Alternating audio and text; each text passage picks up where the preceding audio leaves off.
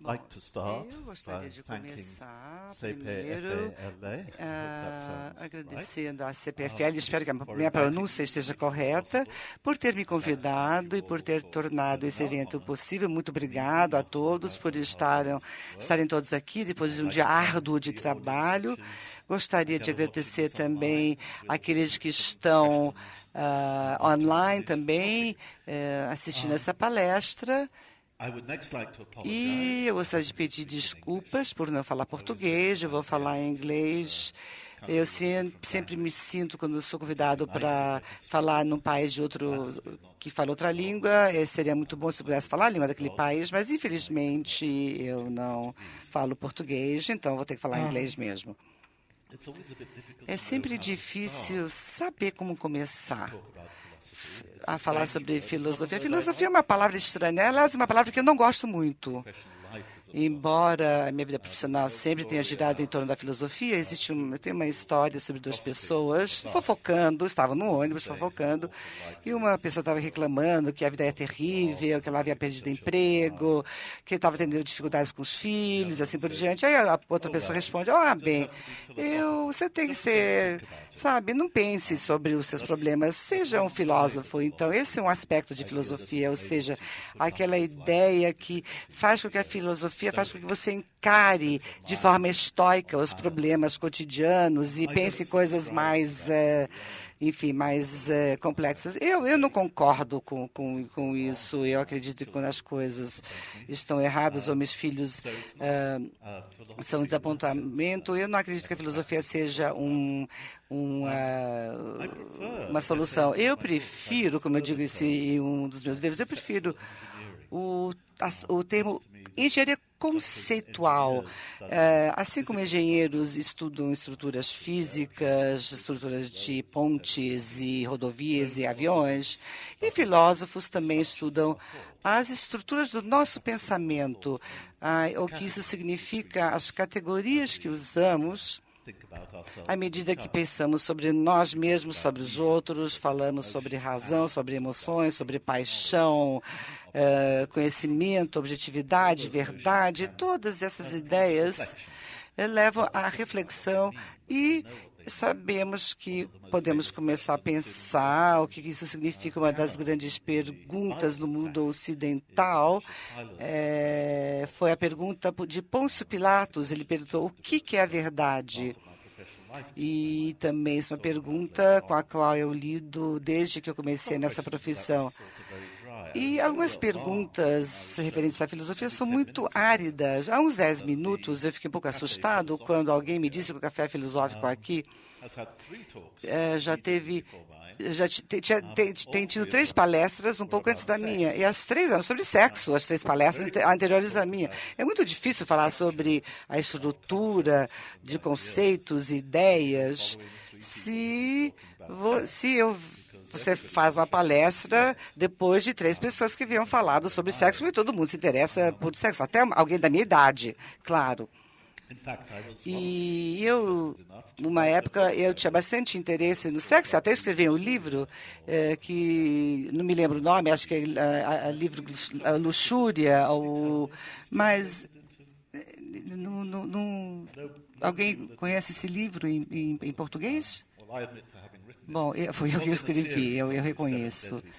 E é toda uma série sobre 7 pecados capitais. Então, vamos começar falando sobre o que para mim é um assunto muito interessante. Ou seja, eu me acho interessante. Está dando eco. Eu vou começar a contar para vocês como é que me tornei um filósofo. Não é uma história da qual eu me orgulho, mas isso só demonstra as oportunidades que a vida oferece. Eu cheguei em Cambridge em 1962, eu era jovem, e eu havia estudado química e matemática na escola, e eu me especializei muito precocemente. Mas eu queria mudar para as humanas. E eu falei com meus amigos. que estavam muito mais envolvidos do que eu. Eu achava que ia passar o resto da minha vida no laboratório, conduzindo experimentos, sei lá, explorando as coisas físicas da natureza. E os meus amigos passavam suas noites em bares, com moças, discutindo Dostoiévski. E eu, ao invés disso, eu estava, então, examinando as propriedades elétricas. Então, eu mudei para as humanas. E, na verdade, comecei a me interessar por literatura, mais especificamente por história. A história envolve pesquisas em arquivos. Eu também não queria estudar línguas porque eu não achava que eu tinha muito talento para aprender línguas. Então, eu falei, bom, então vou estudar literatura inglesa. Me pareceu muito divertido. E o meu professor, que era alguém muito bravo, olhou para mim como se eu fosse um inseto.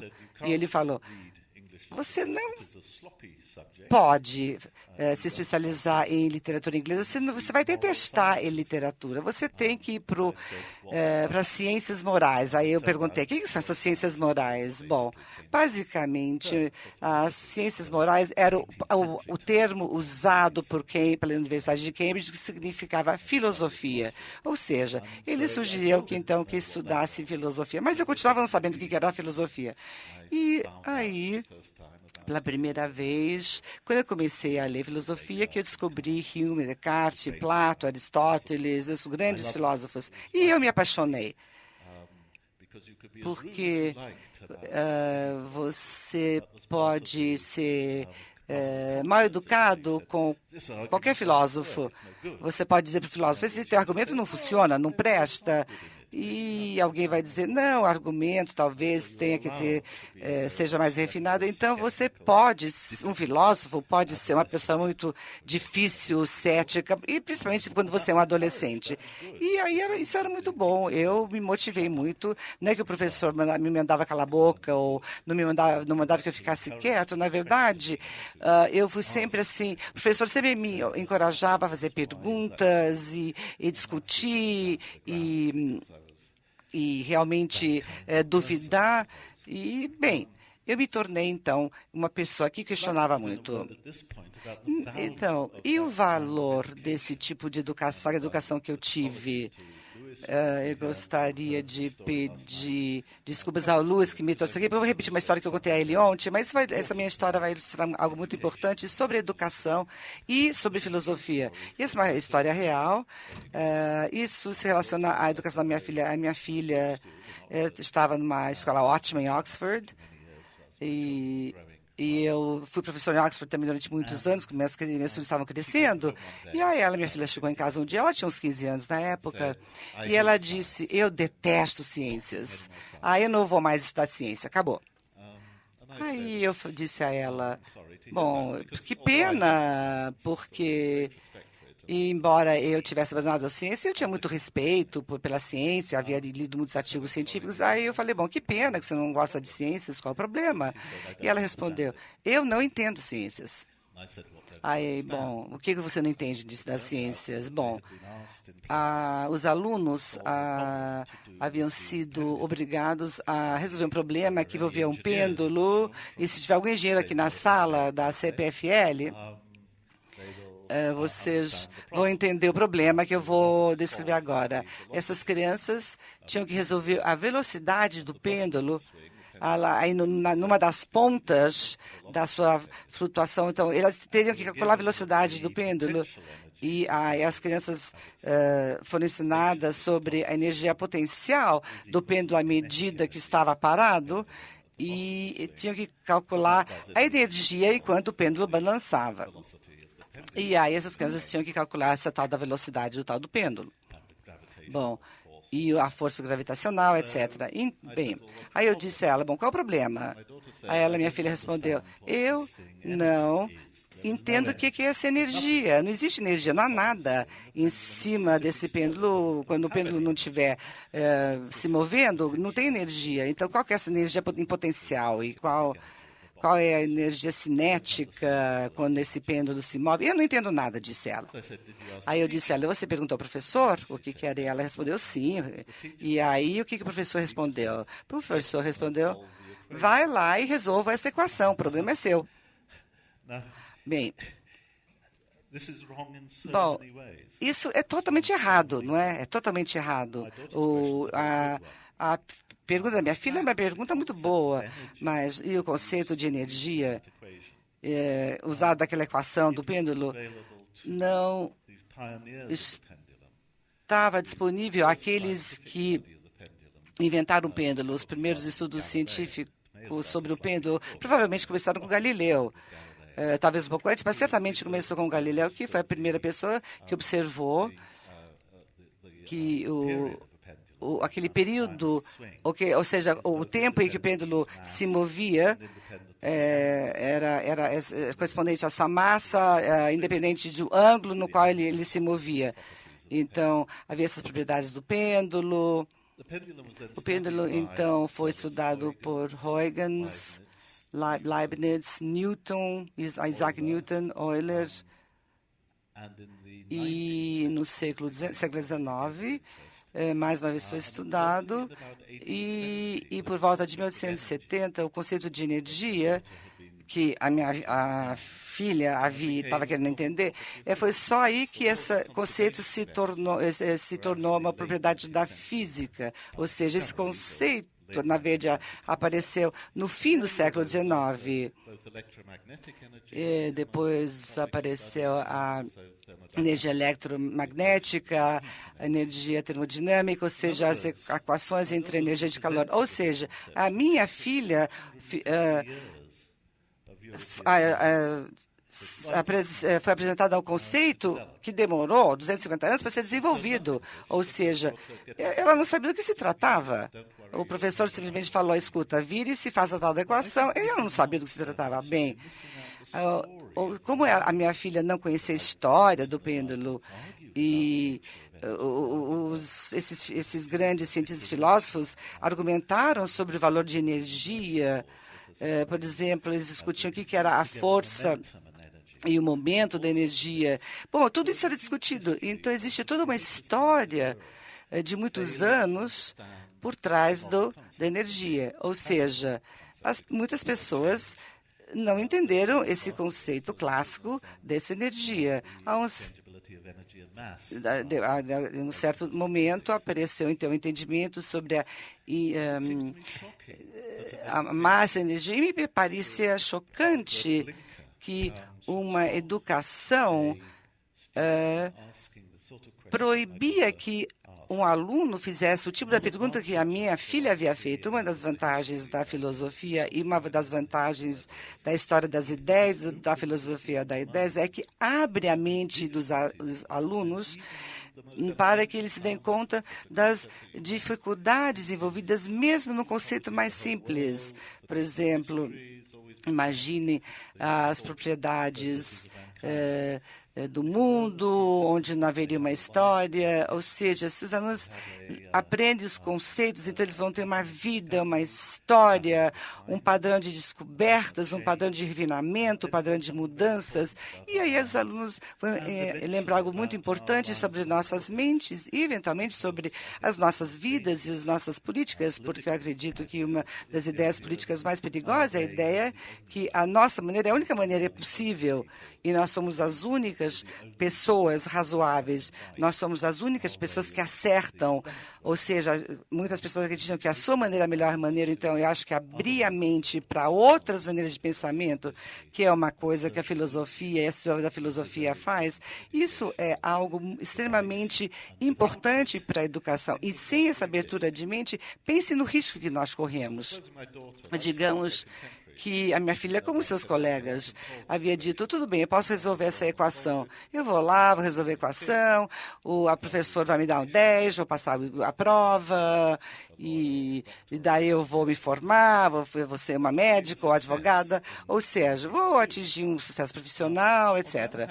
Por outro lado, esse tipo de sucesso tem um custo, e o custo é que as pessoas acreditam naquilo que lhes é dito. Isso é um custo, porque quando as pessoas não refletem sobre aquilo que elas ouvem, ou se as pessoas não refletem sobre as ideias, elas se tornam cegas às possibilidades de alternativas e às estruturas sociais e políticas que fazem com que nós consigamos entender aquilo que nós fazemos. Um outro aspecto dessa história do pêndulo seria perguntar por que o pêndulo se tornou tão interessante no meados do século XVII. Uma resposta seria que, naquela época, as rotas de comércio estavam sendo abertas através do Atlântico, do Pacífico.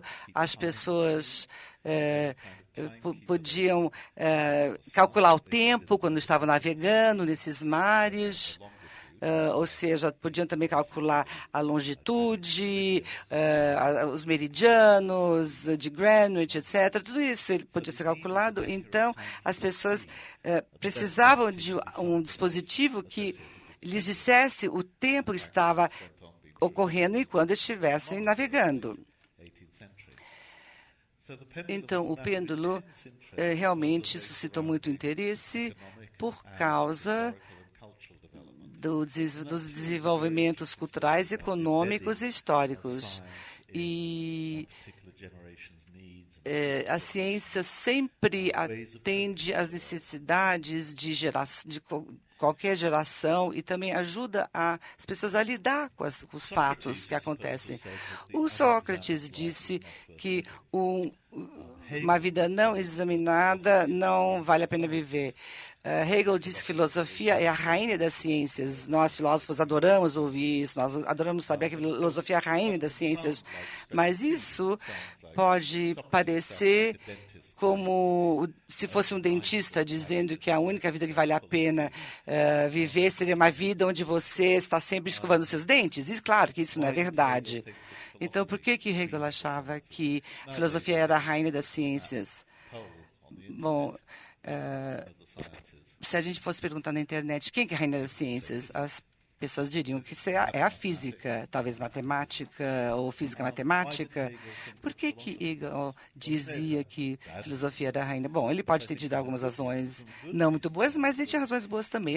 As razões boas é que tudo leva à reflexão. Um físico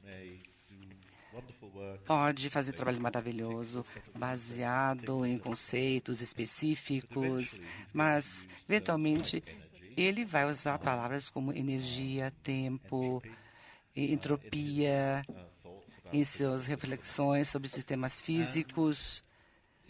E, se ele começar a refletir, ele vai se perguntar o que é uma identidade, o que tudo isso significa, como é que nós medimos tempos, energia, etc.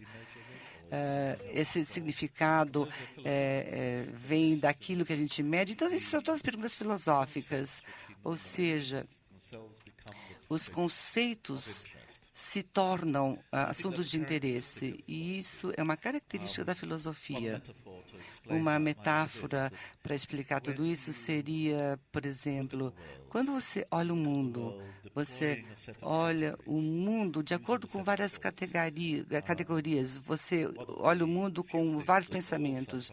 Uma das coisas que todos os psicólogos e filósofos concordam é que não existe o que se chama do olhar inocente. O seu olhar é treinado, o seu olhar é o olhar de alguém que passou por uma experiência humana, o seu olhar é um olhar que aprendeu a detectar as saliências, é um olhar que aprendeu a olhar em volta, ou seja, é um olhar que aprendeu a categorizar o mundo. Bom, acho que o Obama fez isso um dia, não? Ele parece que ele matou uma mosca, ele está dizendo. O presidente Roosevelt matava ursos, mas Obama mata mosca. Fazer o quê? Bem, onde é que eu estava mesmo?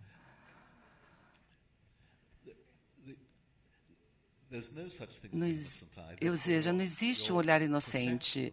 A sua percepção do mundo é condicionada pelas categorias de pensamento, as categorias que determinam como você vê tudo que está à sua volta.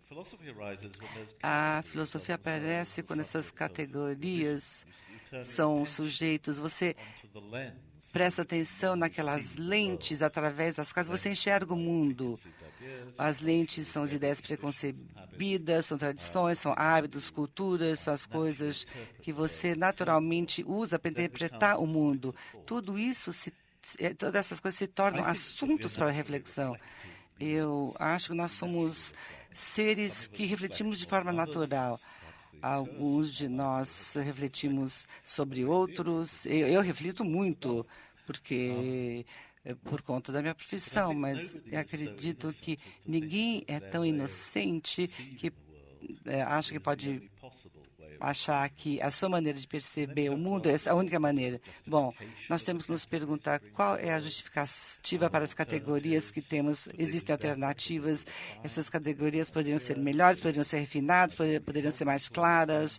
Será que é possível entendê-las melhor? Será que é possível entender as diferenças, as práticas, através das quais essas categorias se tornam embutidas? Então, eu vou lhes dar um exemplo. Porque a filosofia é algo muito abstrato e a filosofia é uma disciplina abstrata, então por isso que eu gosto sempre de dar exemplos. Digamos um exemplo, você está fazendo alguma coisa.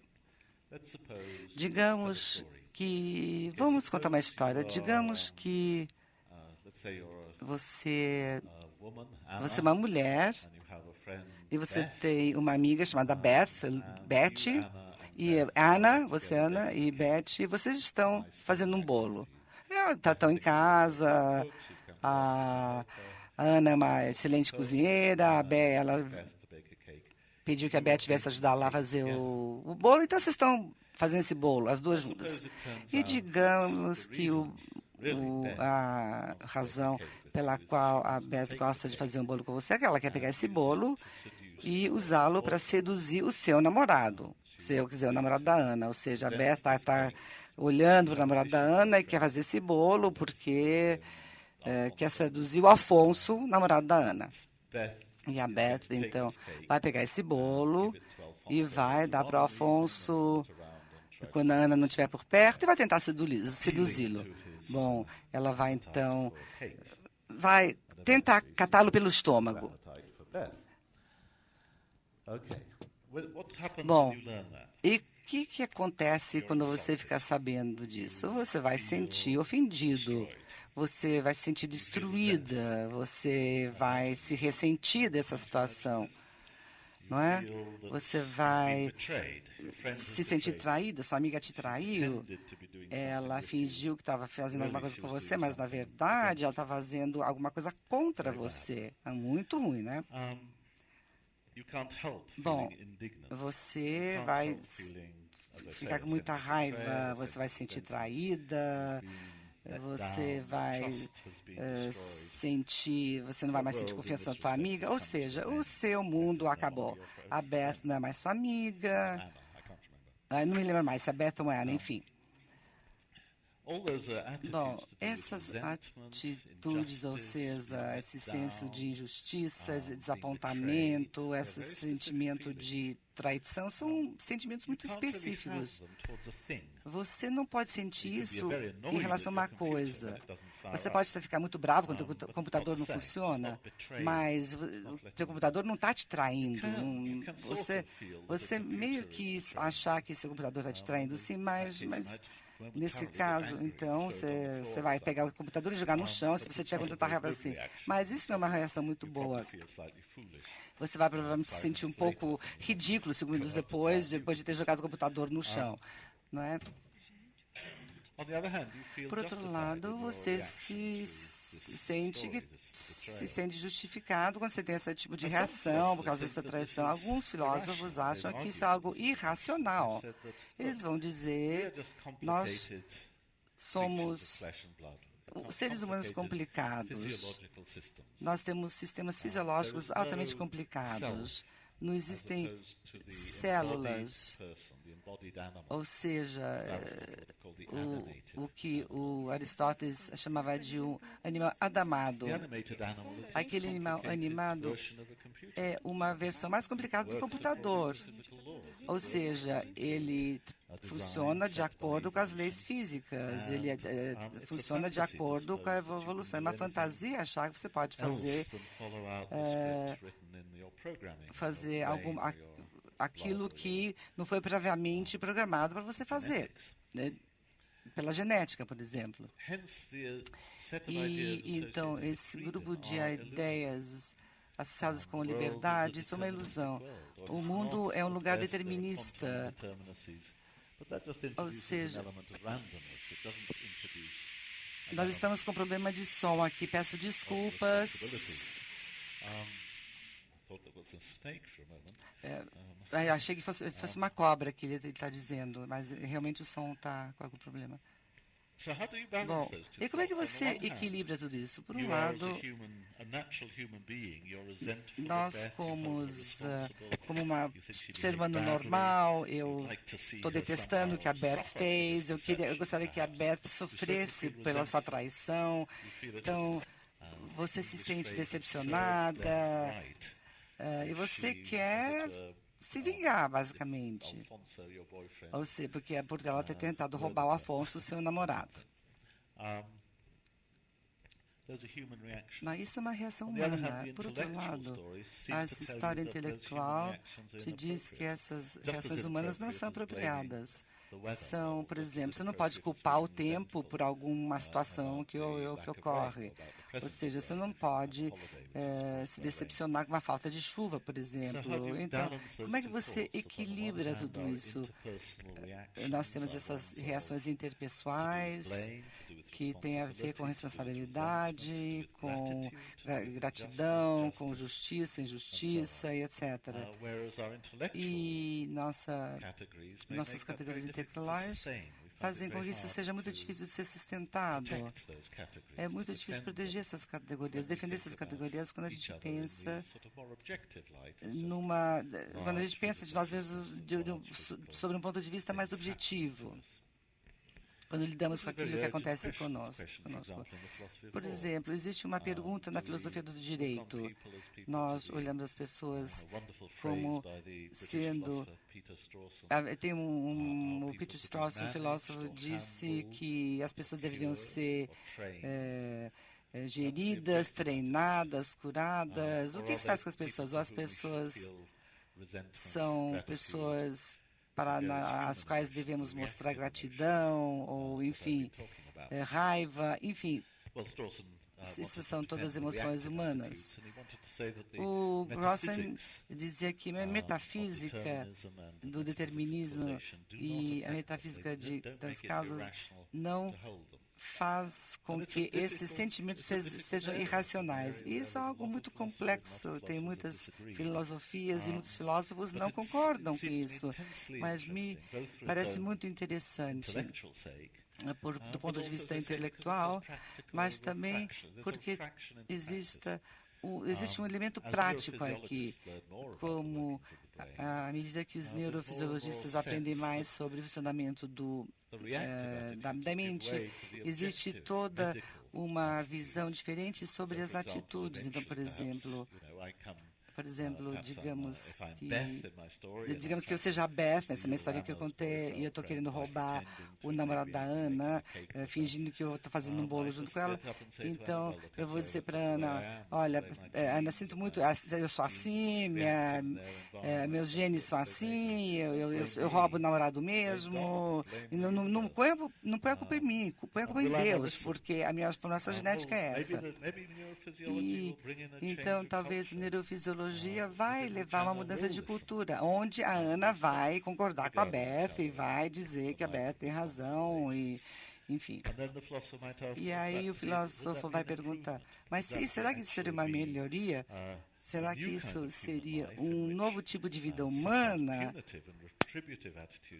E essas atitudes são utilizadas, ou será que pode haver uma perda disso daí? Elas vão sorrir uma para a outra e curtir o prazer de fazer as coisas em conjunto, porque todas as vezes elas vão sentir que o outro é simplesmente um instrumento, uma máquina que utilizamos para a nossa própria gratificação, para um determinado fim. Então, essas perguntas intelectuais sobre determinismo, sobre a metafísica, causa, são fatores muito abstratos. As pessoas que gostam de mim curtem essas coisas, mas, na verdade, isso se reflete na prática. Todas essas ideias refletem a prática e, conforme eu digo nos meus livros, são ideias pelas quais as pessoas se matam, ideias que determinam o benefício, o custo-benefício da cooperação, a forma como encaramos a justiça e como elas são implementadas nos esquemas morais da nossa vida. As ideias são determinantes muito importantes na nossa vida. Obviamente, tem outras coisas muito importantes, como, por exemplo, a energia. A energia é uma coisa muito importante, mas são as ideias que vão determinar quem é que vai poder pagar pela energia, como nós vamos utilizar e alocar os recursos do mundo, da natureza.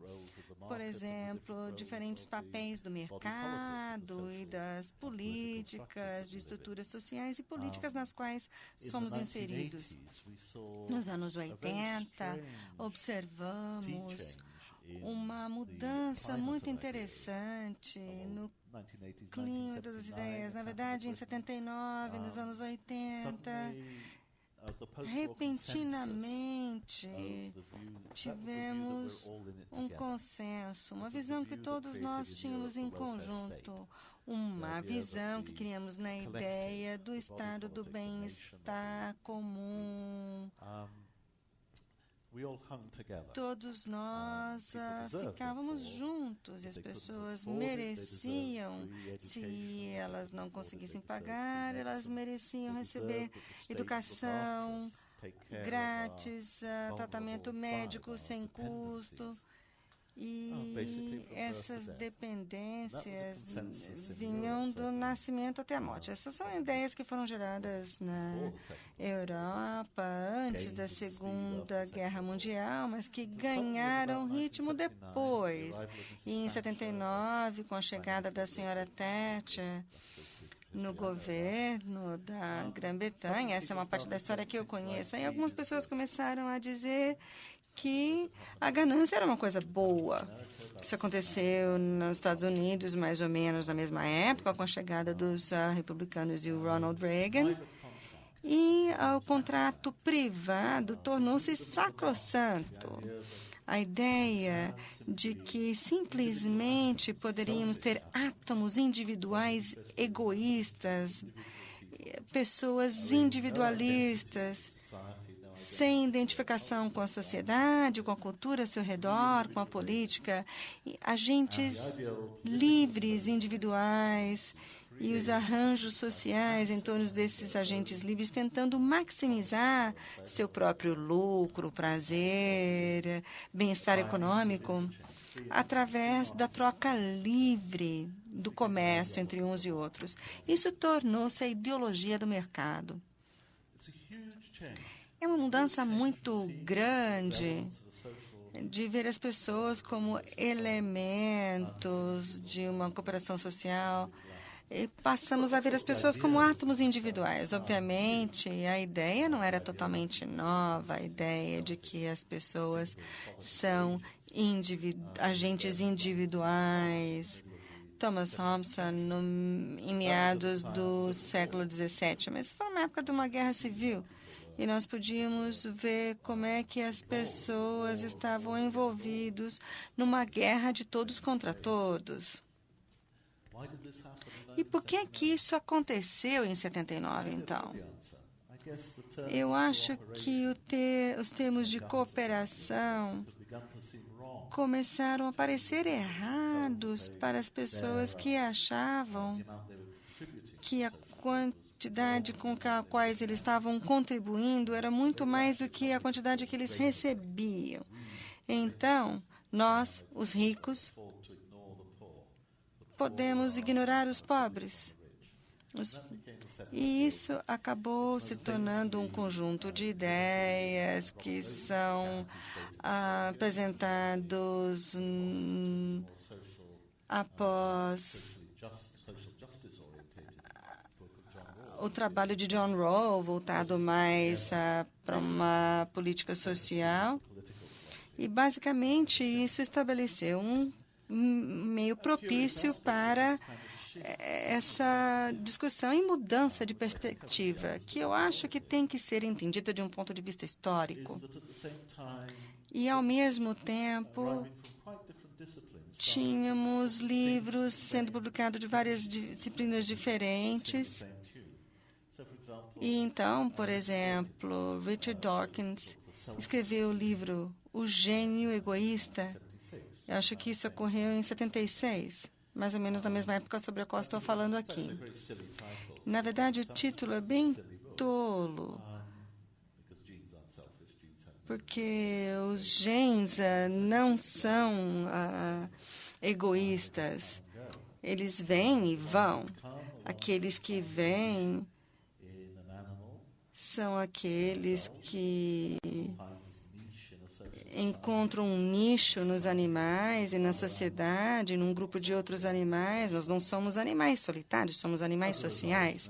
E, como resultado disso, alguns genes seguem adiante para uma próxima geração com traços fenótipos.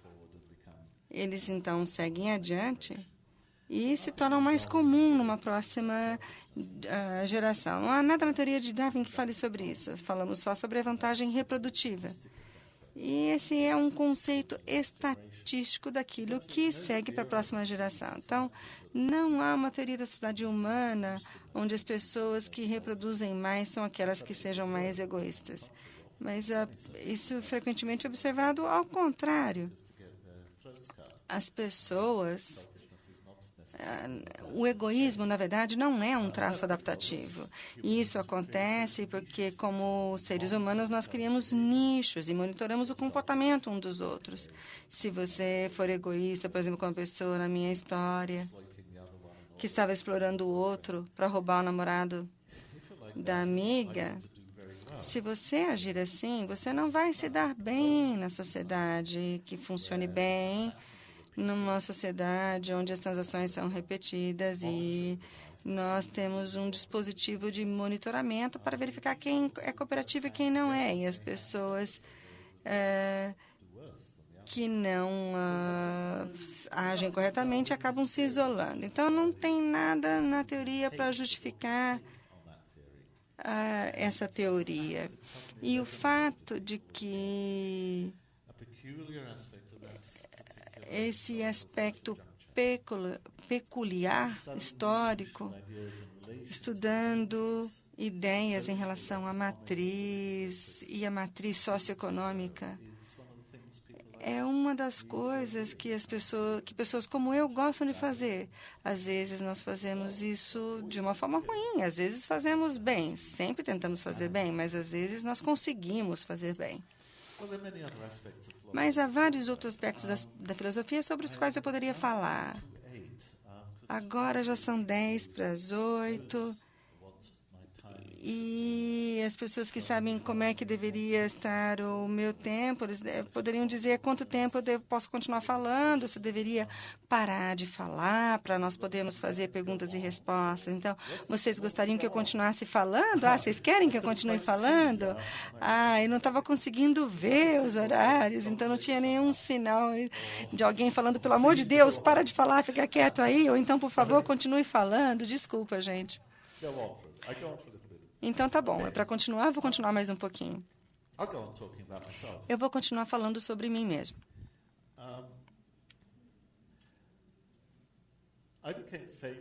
Eu fiquei famoso, na verdade, infame, notório na minha profissão. E a frase que diziam, um filósofo chamado Frank Frazem, pessoa que tinha teorias na economia, da matemática e sobre visões da lógica e filosofia. Ele morreu com 27 anos de idade. Na verdade, ele morreu logo antes do seu aniversário de 27 anos. Um homem brilhante, o Ramsey. E ele disse que a filosofia tinha um conselho muito bom quando nós vemos duas posições. Perguntar o que está certo sobre cada uma delas, para tentarmos chegar a um meio termo. Eu comecei a trabalhar com a ciência da filosofia por amor a essa área. E na minha biografia, eu fiquei interessado na filosofia da língua e fiquei muito interessado na noção da representação. A maioria das pessoas que pensam nas línguas pensam como a linguagem representando um fato do mundo. Por outro lado, a gente tem as línguas que devem ser um dispositivo, um instrumento para sustentar, descrever esses fatos. Agora, Wittgenstein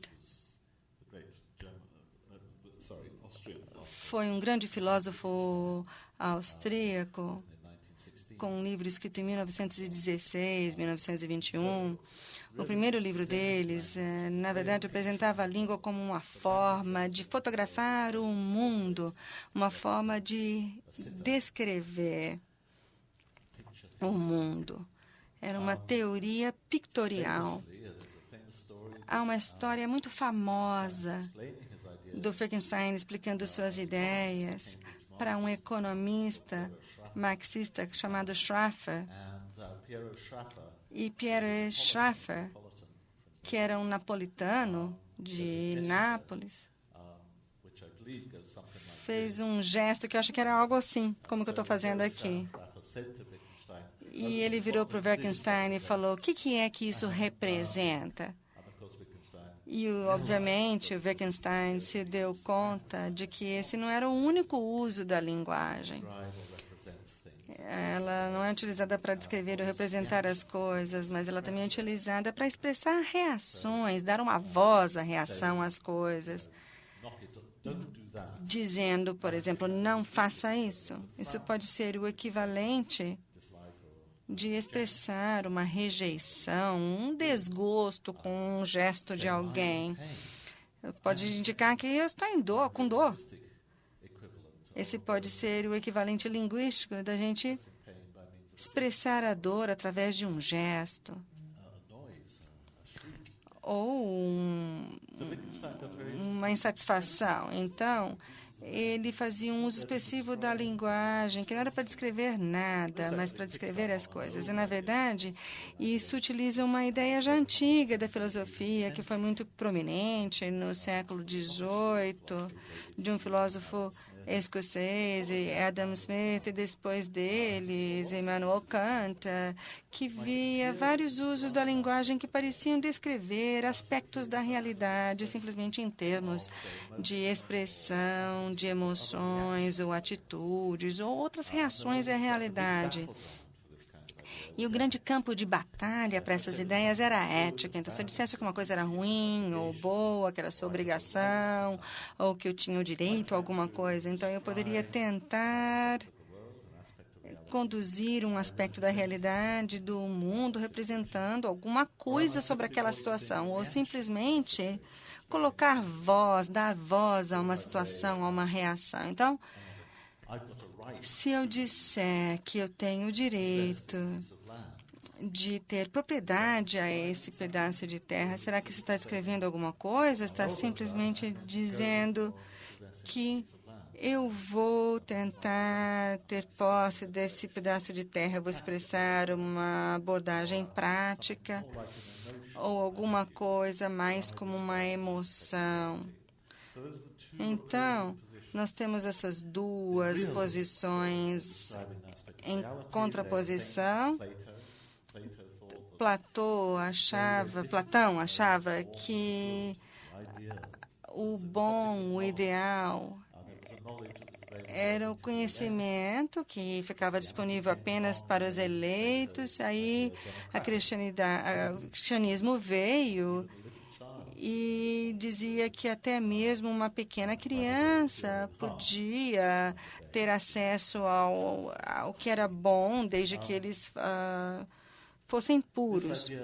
E essa ideia de que há alguma coisa lá que deve ser conhecida faz parte dessa cultura. E no século XVIII surgiu uma outra ideia, que a razão não fala sobre o bem. A razão, na verdade, é escrava da paixão, uma frase famosa. Então, era uma visão completamente inversa da visão de Platão. Então, para o Platão, a razão dominava. Agora, era a personificação da razão que dominava a paixão. E uma coisa que ele tem que fazer é deixar de lado a paixão. E aí, ele chega e diz que não, a razão é uma escrava da paixão. Ela não tem outra função. A razão nos fala sobre o meio onde agimos e a paixão nos diz como devemos agir, porque tem a ver com os nossos desejos, emoções, atitudes, tudo aquilo que torna você prático, torna você um animal que age. Então, foi uma grande revolução, uma revolução maior ainda do que a revolução que eu mencionei, que ocorreu em 1979. Então, como é que vamos solucionar isso? Quem é que está errado? Platão ou Hume?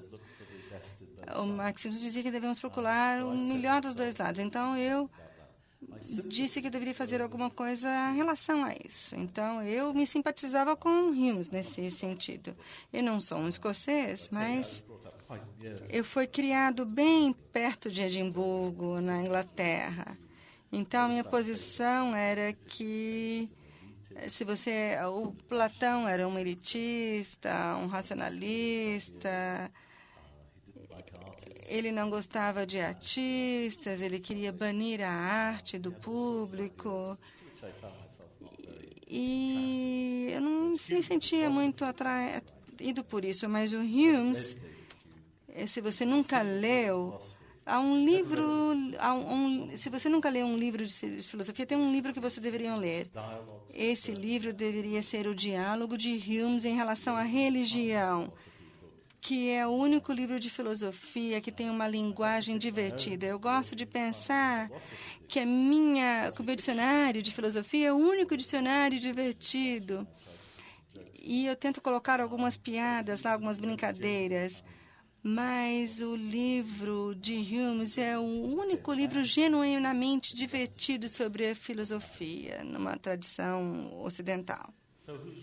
Então, quem é que está certo, Hume ou Platão? Eu me sinto mais próximo de Hume.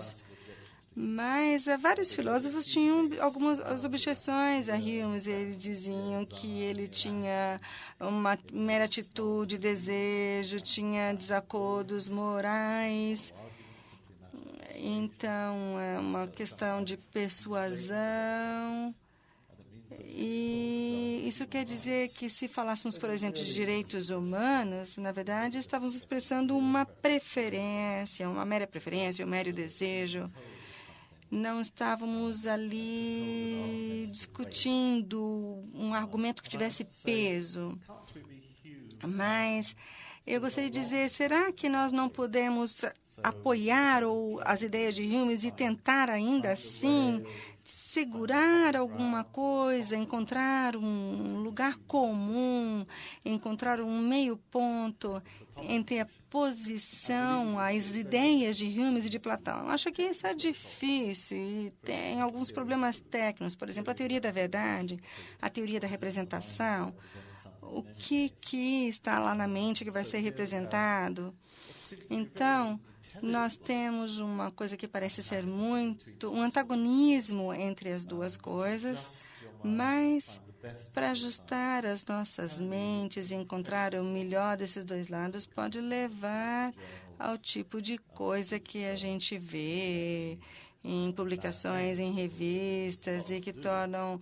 E também dá muito trabalho para pessoas como eu, porque aí a gente começa a escrever coisas que são difíceis de serem entendidas e, às vezes, coisas que são difíceis até para os nossos colegas entenderem. Eu espero... Bom, de qualquer forma, Isso tem a ver com a autobiografia do tipo de problema que tem ocupado grande parte da minha vida intelectual. E eu acho que, tentando analisar isso de uma perspectiva histórica, acho que tem a ver com os tópicos intelectuais que parecem muito remotos, longe das coisas de interesse práticos, interesses na economia, distribuição de custos, benefícios da cooperação e talvez uma amoralidade, como é que nós vamos agir quando os filhos estão saindo do caminho. Então, essas são as coisas práticas da vida e tem a ver com as nossas ideias, conceitos, as mentes através das quais vemos o mundo e as práticas que me parecem uma justificativa fascinante da filosofia. Então,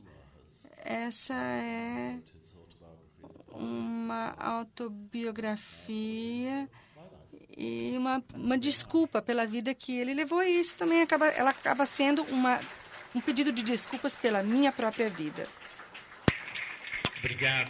Thank you, Professor Blackburn, for having told us about the importance of philosophy in the world of today. And now we're going to open up to the question and answer session. So please, those of you who would like to ask questions, raise your hand. This is being taped, so we need to wait for the camera to come close to you. And please make sure that your questions are objective, and we would like to have as many people as possible asking the professor the questions they want.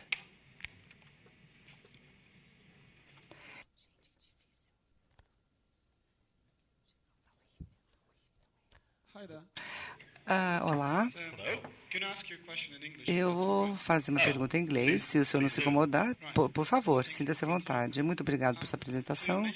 O senhor mencionou o papel da filosofia como algo que nos ajuda a entender os conceitos, a maneira como os conceitos são construídos, estruturados. Eu acho que nós temos problemas conceituais muito sérios aqui no século XXI que exigem um trabalho árduo, ou seja, as limitações do nosso planeta, o meio ambiente, as restrições, e isso levanta questões muito sérias, filosóficas em relação ao egoísmo, a responsabilidade coletiva social e etc. E eu sou matemático. Na verdade, eu trabalho no mesmo lugar onde o senhor trabalhou e hoje eu estou fazendo pesquisa sobre questões quantitativas associadas ao meio ambiente. E, então, eu acho que estou numa posição de fazer essa pergunta. O que o senhor acha? Como é que os filósofos podem contribuir a esse debate nesse século XXI? Ou seja, quais as contribuições da pesquisa filosófica podemos esperar da sua profissão? Uma excelente pergunta. Eu espero que as tradutoras conseguiram traduzir a pergunta. Todos entenderam a pergunta? Tudo bem? Ok? Vamos lá. Então, é uma pergunta maravilhosa. Muito obrigado. Eu acho que começando com Thomas Hobbes e depois passando para Rousseau e depois passando para o século XX, os filósofos sempre se interessaram na emergência de soluções cooperativas aos problemas. O problema mais famoso, na verdade, se cristalizou no século XX. O que se chama do dilema do prisioneiro. O dilema do prisioneiro significa que qualquer estrutura, eu não vou explicar por que se chama dilema do prisioneiro, mas que isso demoraria muito, mas qualquer estrutura onde indivíduos racionalmente perseguem seus próprios interesses, ou seja, é um equilíbrio que é socialmente ruim, socialmente pior do que um outro equilíbrio. Então, eu vou lhes dar um exemplo. Digamos que existe uma escassez de água e a empresa de água, esgoto, diz, por favor, não gastar água, porque essa água vai durar mais tempo, ou seja, até que venha a próxima época de chuvas, etc. E cada indivíduo pode dizer algo do gênero: olha, ou os outros também vão economizar água, ou não vão economizar água. Se os outros vão economizar água, não importa se eu vou gastar água ou não. O meu uso da água terá um efeito ínfimo sobre a água. Então, se os outros vão se restringir a usar água, eu vou continuar usando tanta água quanto eu quiser. Mas digamos que as outras pessoas vão também ignorar esse pedido de economizar água. Eles também vão usar muita água, gastar muita água. Nesse caso, a pessoa vai dizer: eu também vou usar água, porque senão eu serei uma vítima, eu serei a única pessoa me comportando de forma correta no mundo, a água vai acabar de qualquer maneira, então eu não vou economizar água, eu vou continuar tomando meu chuveiro, porque todo mundo vai fazer o mesmo. E aí, senão eu vou me tornar uma vítima. Ou, digamos, a exploração de recursos, que acho que é o seu interesse. Por exemplo, a pesca. Digamos que haja o estoque de peixes está caindo. Eu sou pescador, eu sei disso, que os peixes estão diminuindo. Então, digamos que nós vamos restringir quanto peixe nós vamos pescar. Então, o que eu vou fazer? Talvez as outras pessoas também vão pescar menos. Se as outras pessoas pescarem menos, não vai ter importância se eu pescar mais peixes ou não. Eu vou ganhar mais, porque o preço do peixe vai aumentar, e meu interesse vai ser pescar mais peixes e os outros que se danem. Então, o meu próprio interesse me leva a pescar quantos peixes possível. Digamos que, por outro lado, as outras pessoas vão pescar o maior número de peixes possíveis. Eles não vão ligar aquele pedido de pescar menos. Então, aí as outras pessoas também vão pescar, eu também vou, então. Já que os outros vão pescar tanto quanto conseguir, eu também vou fazer o mesmo. Porque se eu me restringir, aí eu vou ganhar menos dinheiro do que os outros, e porque o preço do peixe vai cair, porque muitos peixes estão sendo pescados, e os peixes vão acabar mesmo. Então, eu vou me tornar vítima da minha própria integridade, da minha própria capacidade de cooperação. Essa é uma lógica muito simples, que se chama a lógica da tragédia daquilo que é comum, ou seja, a tragédia que cada indivíduo segue o seu próprio interesse, e isso pode gerar um desequilíbrio social que se torna muito pior do que se as pessoas prestassem mais atenção ao bem comum. Adam Smith disse algo em relação ao mercado, por exemplo. O mercado tem uma mão invisível, e essa mão invisível do mercado é a ideia de que cada indivíduo que persegue seu próprio interesse gera aquele bolo social maior.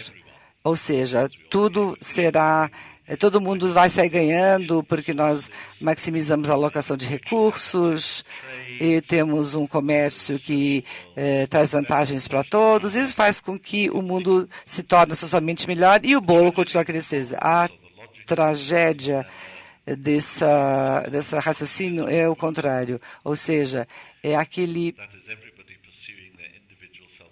pé invisível, ou seja, onde todo mundo persegue seu próprio interesse, que faz com que o equilíbrio social não seja atingido. Mas ninguém pode se dar o luxo de ser um mártir ou aquela única pessoa que se sobressai contra a lógica do seu próprio interesse. Mas existe um modelo que é muito semelhante a isso, que se chama o assurance game, ou seja, o jogo da certeza. Ou seja, tem indivíduos que acham melhor fazer parte de uma sociedade colaborativa. Ou seja, existem pessoas também que acham: vamos esquecer os outros e vamos perseguir os nossos próprios interesses. Esse assurance, esse jogo de a segurança que se tornou muito visível a Jean-Jacques Rousseau no século XVIII, diz o seguinte: talvez seja melhor fazer parte de um grupo social e cooperativo, mas você não pode ter certeza se os outros pensam da mesma maneira. E essa incerteza faz com que o indivíduo decida: não, eu vou continuar a perseguir o meu próprio interesse. O Rousseau falava muito sobre uma caça ao veado. Você tem um veado na floresta e muitas pessoas trabalham em conjunto para que possam perseguir esse veado e pegá-lo. Então, primeiro, cada saída da floresta tem que ser bloqueada para que o veado não fuja. É melhor que eu tenha um pedaço daquele veado como um membro de uma cooperativa de caçadores. Então, para mim, a melhor coisa seria ter um pedaço desse veado que será caçado. Por outro lado, tem uns coelhos que estão passeando aí pela floresta. E, claro que é muito bom comer a carne de veado, mas ter um coelho é melhor do que não ter nada, né? O coelho não tem tanta carne assim como o veado, mas... E o que os outros vão fazer? Será que todos os outros terão tentação de caçar o coelho? E se eles deixarem as suas posições, aquele veado vai fugir. Porque as pessoas estão sendo muito ocupadas caçando os coelhos. Isso que se chama esse jogo de assurance, esse assurance game.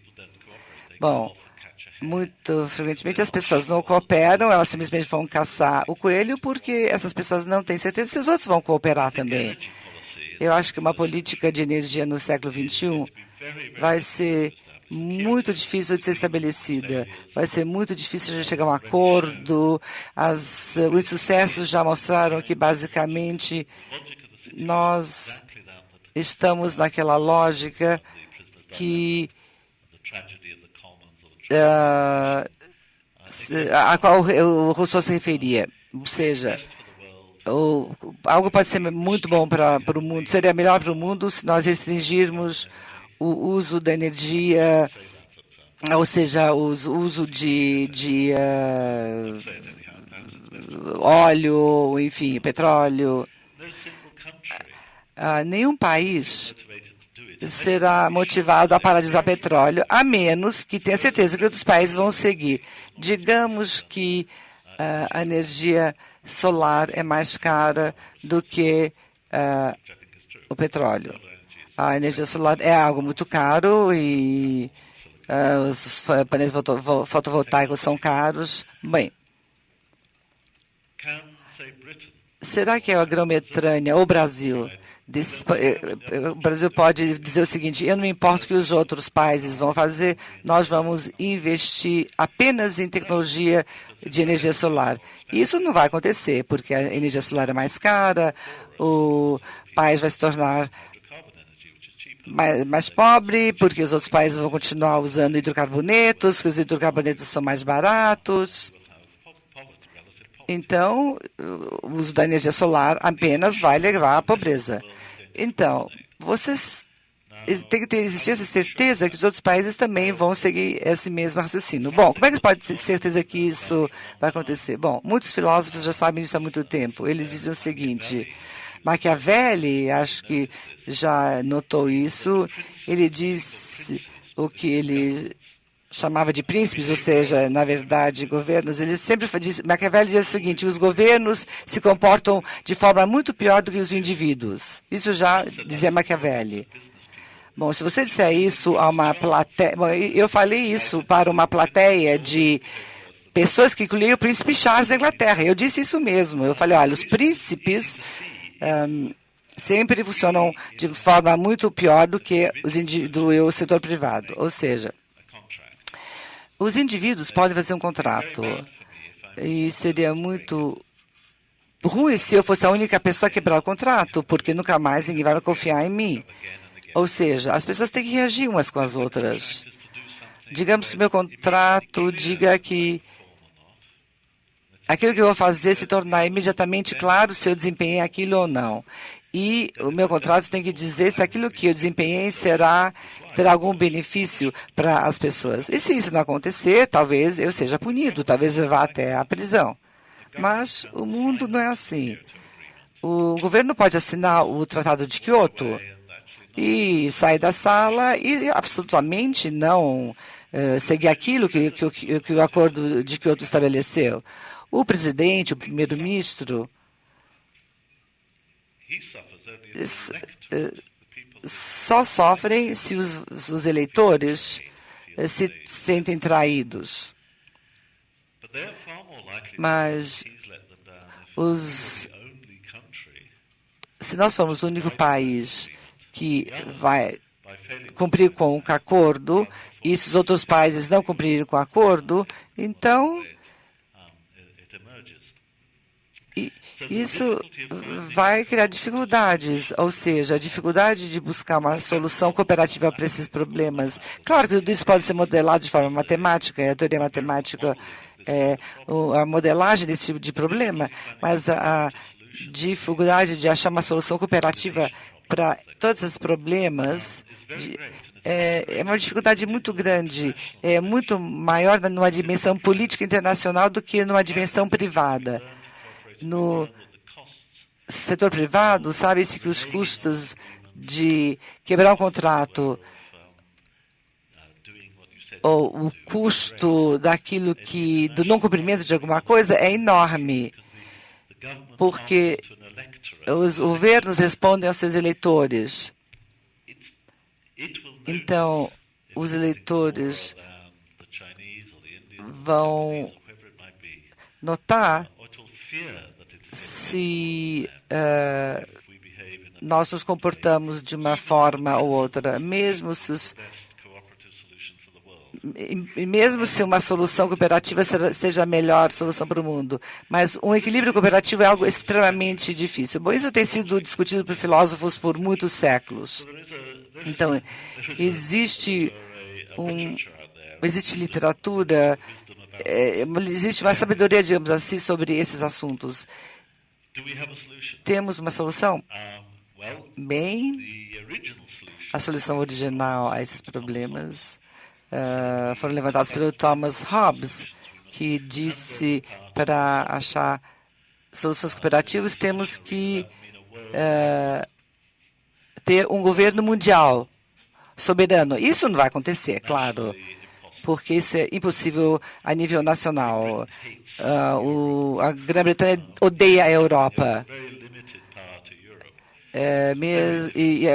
Os britânicos jamais darão nem um pingo de poder às europeias, porque os britânicos dizem, nós não queremos ser governados por Bruxelas. Imagine os Estados Unidos dando poder ao governo global. Os americanos não conseguem nem dar o seu poder judiciário à Corte Internacional. Ou seja, um cidadão americano nunca irá para o Tribunal de Haia, por exemplo. Então, não existe uma realidade política por trás de um governo global. Ou seja, essa é uma solução que jamais vai funcionar, porque não existe, por exemplo, uma força policial internacional. Então, o que vai acontecer? Eu acho que nós vamos ver uma deterioração progressiva desse equilíbrio à medida que as pessoas lidam com problemas, não somente com o aquecimento global, que vai pressionar partes do mundo que vão se tornar inabitáveis. Tudo isso vai pressionar os recursos naturais. O que dizer sobre a propriedade dos metais preciosos, da tecnologia, tudo isso são problemas enormes quando se trata de cooperação internacional. Existe, claro, uma solução final, que seria a guerra. Bom, a guerra sempre resolve alguma coisa, né? Ou pelo menos só resolve as coisas para as pessoas que ganham a guerra. Mas esse é um problema que está aí, ou seja, a busca de soluções cooperativas sem uso de força é algo extremamente difícil. Eu realmente não sei o que fazer. Eu acho que ninguém sabe o que fazer, como fazer isso. E muito obrigado pela pergunta. A pergunta foi realmente excelente.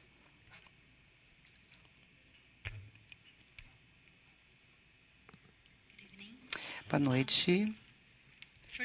Primeiro, eu gostaria de pedir desculpas porque eu estudei filosofia, então eu gostaria de pedir desculpas se eu não for muito clara, se eu tiver que me repetir, é porque eu não estou conhecendo tanto de filosofia. Sobre Nietzsche e o niilismo do Nietzsche. O senhor acha que nós poderíamos relacionar esse niilismo de Nietzsche com o que eu entendo? Eu entendo que nós somos todos motivados. Nós não somos motivados porque nós não somos mais seres humanos. Ou seja, nós não somos mais seres humanos porque nós somos aquilo que nós compramos. Nós somos as marcas que nós compramos. É isso que eu acho. Me corrija se eu estiver errada. Eu acho que esse é o niilismo atual, é aquele nada. Nós estamos sendo levados ao nada. O senhor acha que poderíamos relacionar esse nada?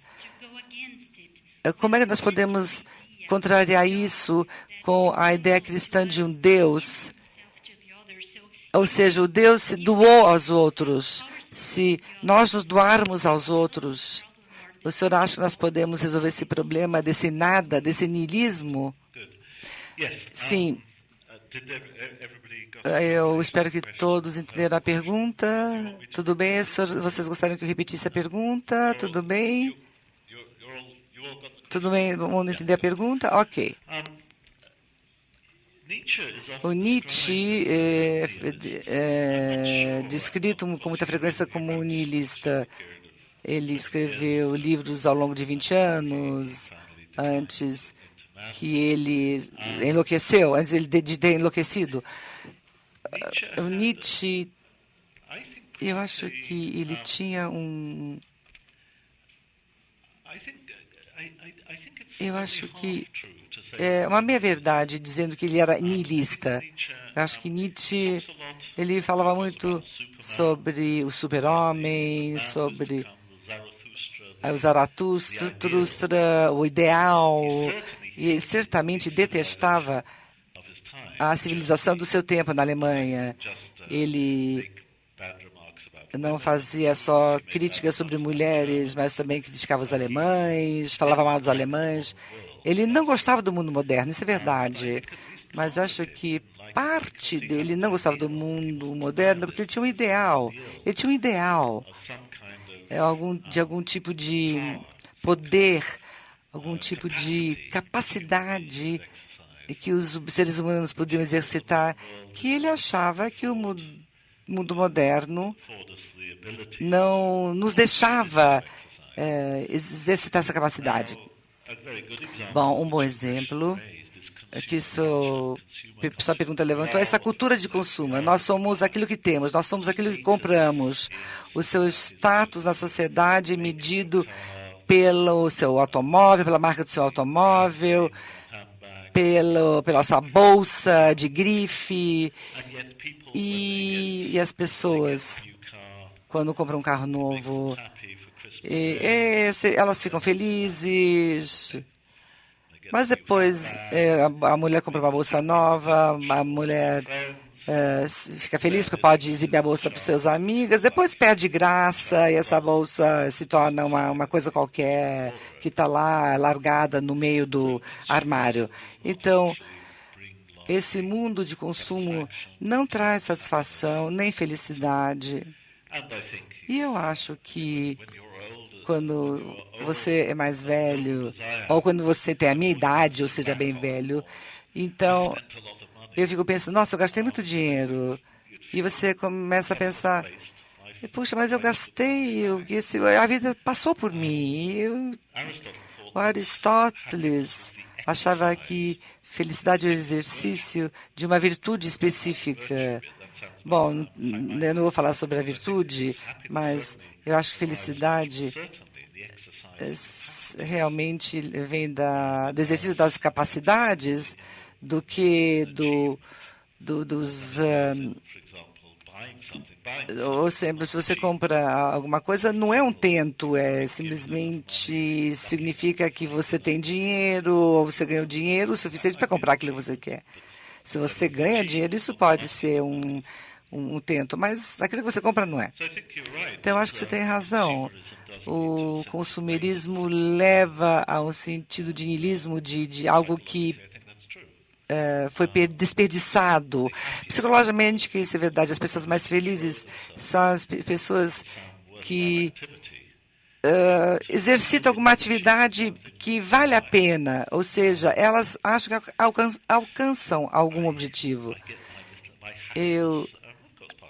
A minha felicidade vem dos meus filhos, dos meus amigos, dos meus relacionamentos, mas grande parte da minha felicidade vem daquele sentimento que eu fiz alguma coisa boa hoje. Ou seja, eu fico muito contente quando eu acho que eu fiz alguma coisa de uma maneira melhor do que eu achava que eu teria feito. E isso tem que ser autossacrifício. Ou você menciona aquele ideal cristão, ou aquele sacrifício supremo. Bem, eu não tenho certeza se sim, o autossacrifício é um conceito que é bastante estranho ao pensamento clássico. Eu não achei muita coisa sobre autossacrifício em Aristóteles, e nem certamente não tem nada sobre autossacrifício nos epicuros. Eles não têm interesse em autossacrifício no epicurismo, mas eles têm interesse em alcançar ou em desempenhar atividades de acordo com as virtudes. Ou seja, a virtude não é aquele ato heróico de autossacrifício. Na verdade, a virtude é fazer a coisa certa. E o autossacrifício daquela pessoa que se preocupa, ou aquela pessoa, o guerreiro que não foge da luta. Então, isso não tem a ver muito com altruísmo, é sim com lealdade e tem a ver com aquele exercício da coragem, ou seja, é aquela capacidade de lidar com as dificuldades, de ter coragem de lidar com as dificuldades. E isso pode ser uma virtude feminina, como também uma virtude de um guerreiro. Eu acho que o grande erro é achar que você não consegue ter uma vida com algum significado, com algum sentido, se é aquela ideia religiosa de que existe algo além da vida, ou seja, que existe aquela opção transcendental, ou seja, para que a vida tenha um sentido, a gente tem que acreditar na eternidade, ou seja, que a vida vai continuar para sempre. As pessoas se preocupam muito com o sentido da vida e o tamanho do universo, ou tem a duração do tempo. Ou seja, o que vai acontecer depois da morte, ou quanto tempo vai demorar para que as pessoas te esqueçam, e essas galáxias, centenas e milhares de galáxias estão aí fora. Então, as pessoas se sentem tão insignificantes nesse vasto universo, e as pessoas pensam, bom, seria melhor se nós fôssemos maiores, ou se nós durássemos mais tempo, ou se nós ocupássemos mais espaço. Mas eu acho isso um erro. Isso é imaginando o sentido. Ou seja, sabe, algo que dura por muito tempo vai continuar sendo a mesma coisa. Eu acho o sentido. Quando uma criança sorri para mim, ou quando eu vejo minha esposa depois de passar um tempo fora, teria muito mais sentido se tudo isso não continuasse. Imagine ter o filho rindo para você durante centenas de anos. Isso não traz sentido nenhum. Isso deturpa totalmente o significado de um sorriso. Se nós começarmos a colocar um tempo nisso tudo. Então, acho que você tem que buscar sentido na perspectiva. E na nossa perspectiva, por exemplo, acho que nós temos que nos preocupar com a perspectiva do presente, ou seja, nós temos que apreciar aquilo que faz sentido para a gente. O fato que essa noite não vai continuar para sempre, e o fato de que o que está sendo dito aqui não vai ser ouvido numa outra galáxia, não tem a menor importância, porque da perspectiva aqui, a sua reação à minha palestra traz sentido a essa noite de hoje. O resto do universo pode se danar, eu não estou nem aí com o resto do universo. Então, eu acho que o niilismo é basicamente um sentimento imaturo, ou seja, que nada importa ou tudo importa para todos o tempo inteiro. Então, a gente precisa pensar do seguinte, que as coisas são importantes para mim, para você, aqui e agora. E a vida é uma sucessão de coisas que são importantes para mim, para você, no aqui e no agora. Não é uma questão de coisas que importam ao universo. Boa noite, professor. Good evening, professor. Nós estamos transmitindo. Can you just wait a second? I put these on.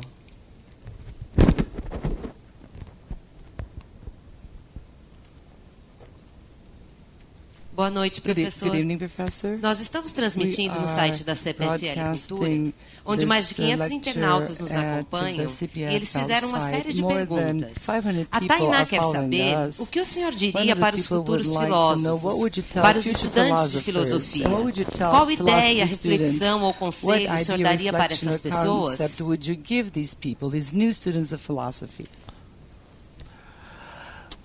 What advice would I give? Daria? Que conselho eu daria para as novas chegadas na comunidade da filosofia, para as pessoas que estão chegando ao mundo da filosofia, né? Essa pergunta é difícil. Curtam, saboreiem. A filosofia e o mundo da literatura filosófica é muito interessante. Encontrem isso, tentem aprender mais. Isso é a mesma coisa que a filosofia.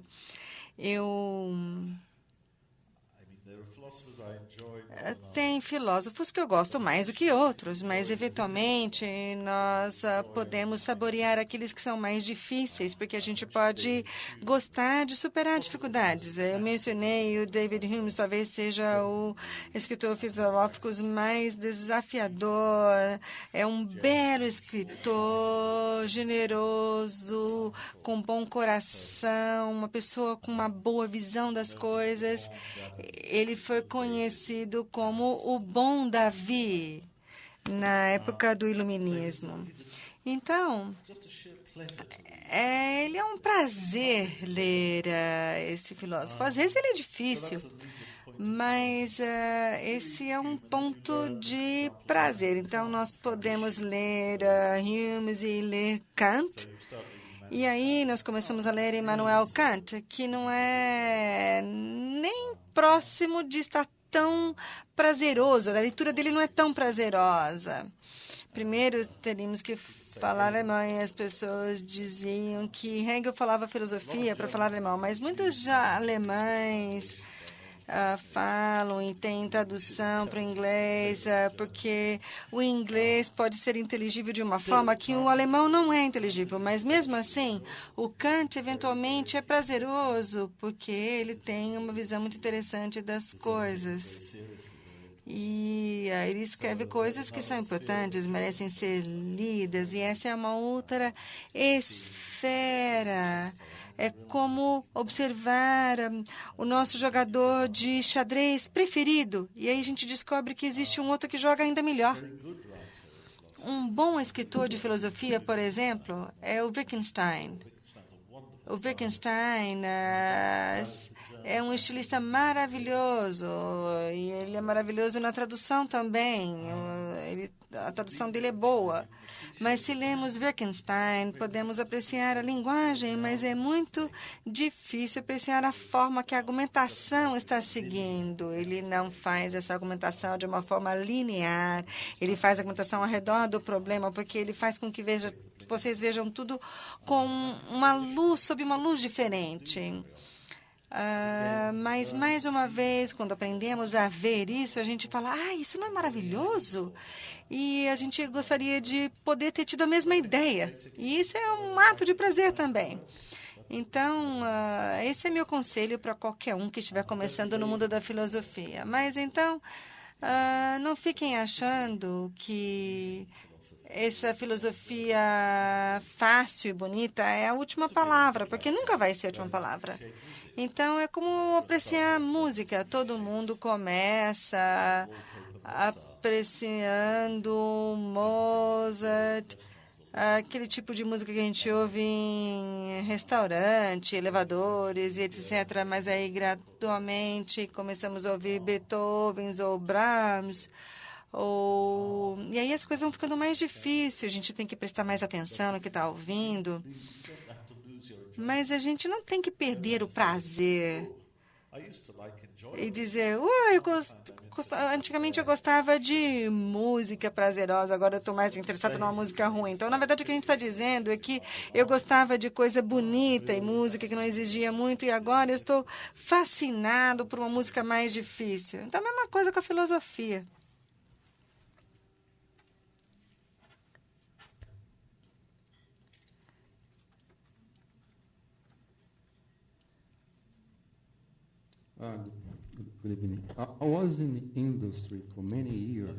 Eu, por muitos anos, trabalhei como gerente e líder e achava que o problema de encontrar uma solução cooperativa e comum era um dos desafios mais importantes de um líder e, ao mesmo tempo, um dos desafios mais interessantes. Eu já li muitas definições do que é um líder e eu ainda não ouvi nenhuma definição vindo de um filósofo do que é um líder. Então, a minha pergunta é: qual é a importância da liderança e de um líder? E como isso pode ajudar as comunidades, ajudar países a encontrar soluções cooperativas para ser colocadas em prática? Muito bem. Conforme você bem disse, temos milhares de livros sobre liderança por aí, com gurus, em aeroportos, enfim, a gente tem muita coisa por aí. Mas eu acho que muitos filósofos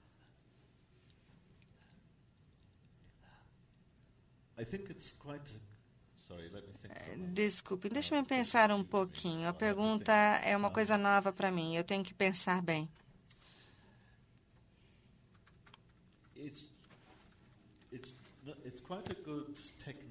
É uma técnica boa na filosofia não confiar nos substantivos. Eles são perigosos. As pessoas perguntam o que é liberdade, o que são números, o que são valores, o que é uma liderança. E, frequentemente, é uma boa prática substituir a concentração no verbo daquilo que lidera as pessoas. A liderança é apenas uma qualidade que pertence às pessoas que conseguem liderar pessoas. Obviamente, nós podemos liderar as pessoas, levar as pessoas à tentação, levar até Cristo à tentação. E teve gente que até conseguiu fazer isso. Podemos levar as pessoas a fazer uma coisa ou outra. Mas as pessoas com a capacidade de liderar outras pessoas são basicamente pessoas com a capacidade de persuadir as pessoas a fazer uma coisa ou outra, ou a seguir um certo curso de ação. Se nós tivermos a capacidade de liderar pessoas para bons cursos de ação, cursos eficientes e soluções cooperativas, para que elas sintam que fazem parte de uma equipe, de uma unidade, aí então, obviamente, teremos feito uma coisa que um bom líder de negócios precisa fazer. Eu não tenho certeza de que exista uma receita para isso. É tudo muito contextual, obviamente, mas provavelmente há alguns obstáculos específicos que temos que liderar as pessoas. Algumas pessoas precisam ser lideradas, mas, obviamente, alguns problemas existem. Às vezes há incerteza, as pessoas não sabem para onde estão indo. Existe uma piada que diz que dos judeus que querem levar as pessoas para a única parte do Oriente Médio que não tem petróleo. Não sei se é verdade ou não, mas... Então, nós podemos liderar as pessoas, persuadi-las a seguir você num determinado curso de ação. Mas, conforme eu disse, eu não acho que exista uma receita para fazer isso. Talvez exista uma certa generalização, mas elas são muito vagas e nós temos que fazer com que as pessoas queiram seguir você. Mas como vocês vão fazer isso numa determinada circunstância é uma coisa muito contextual. Não há uma receita, não há uma certeza em relação a isso. Pode ter 5 pessoas aqui nesse auditório que eu poderia levar a seguir um curso de filosofia na universidade. E deve ter um grande número de pessoas que eu não conseguiria convencer, porque vai depender de quais são os obstáculos, da razão para as pessoas não quererem fazer isso. E... então, também vai depender daquilo que as pessoas têm medo, das oportunidades que têm, todos os tipos de coisas. Então, eu acho que se houver um denominador comum de bons líderes, seria a capacidade de entender como enfrentar os obstáculos que impedem com que as pessoas sigam você no curso de ação que você está propondo.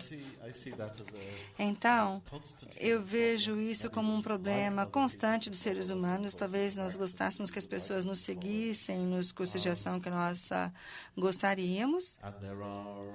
E, sem dúvida, não há truques, também há os medos, os receios de que, por exemplo, se você não me seguir, as coisas não vão dar certo. Também temos truques para tentar encontrar um inimigo comum. Então, todos nós temos que nos unir.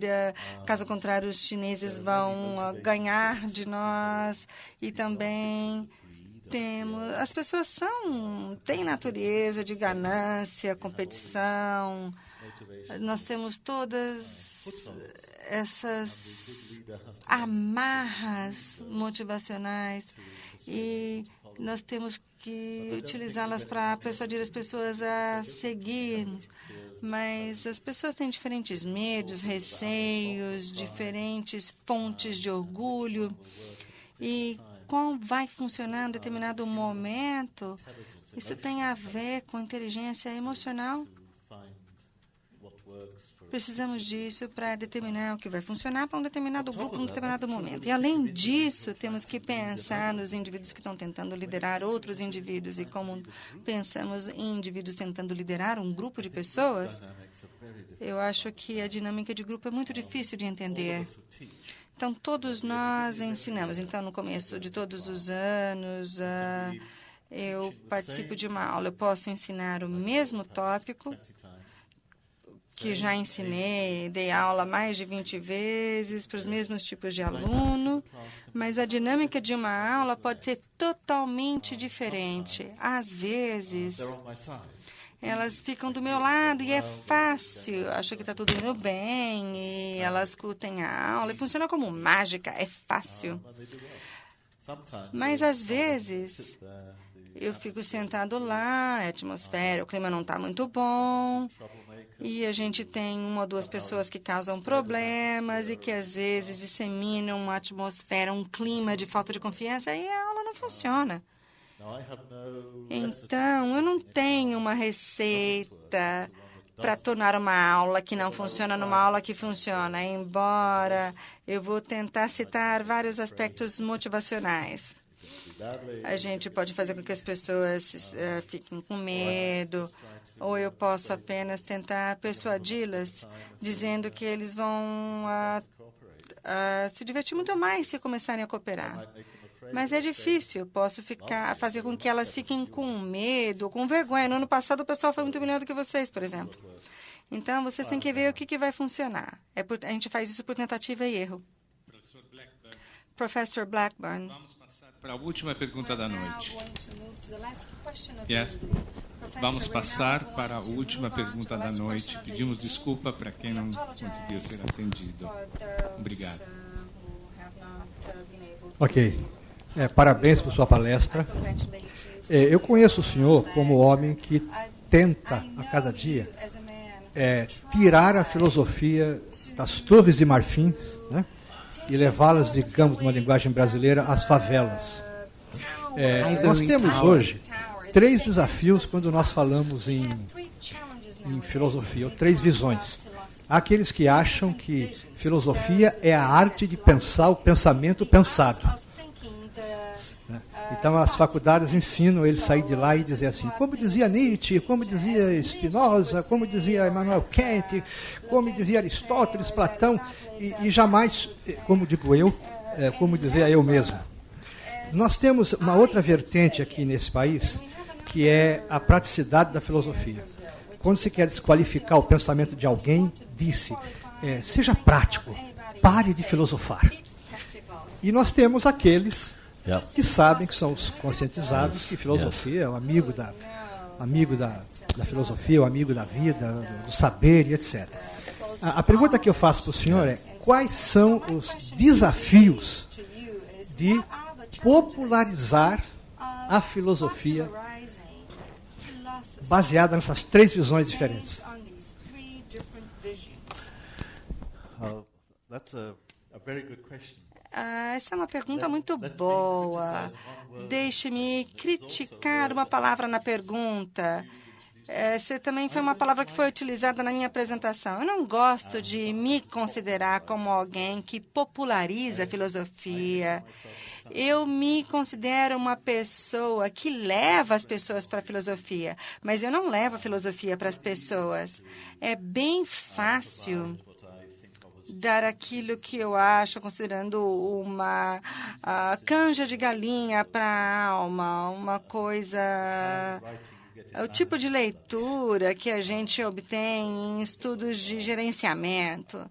É o tipo de coisa que de senso comum, com um pouquinho de jargão. Não é isso que eu quero. Eu quero que as pessoas apreciem o poder das ideias, a dificuldade das ideias e a razão pela qual assumir o comando das ideias é uma coisa tão importante e melhor do que fazer com que as ideias controlem você.